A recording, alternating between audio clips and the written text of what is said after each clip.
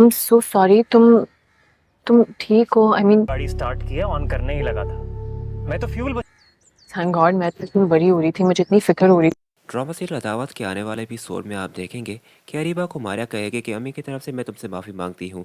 मैं जानती हूँ कि अम्मी ये सब कुछ इसलिए कह रही हैं क्योंकि उनकी तबीयत ठीक नहीं है और इस तरह की कंडीशन में ये सब कुछ होता रहता है।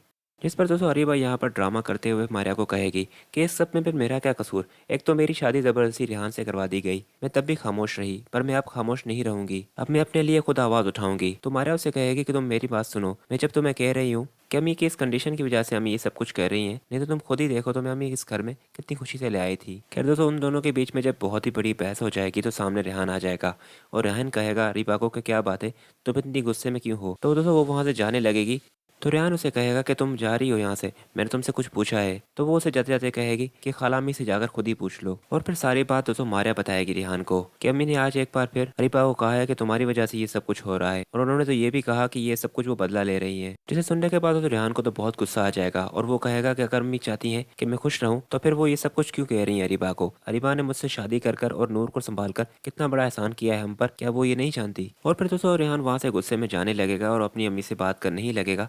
तो वहाँ से उसे मारिया रोक देगी और उसे कहेगी कि इस वक्त उनसे बात करना ठीक नहीं है, उनकी पहले से ही तबीयत खराब लगी पड़ी है। फिलहाल आप अरीबा के पास जाएं और उन्हें संभालें।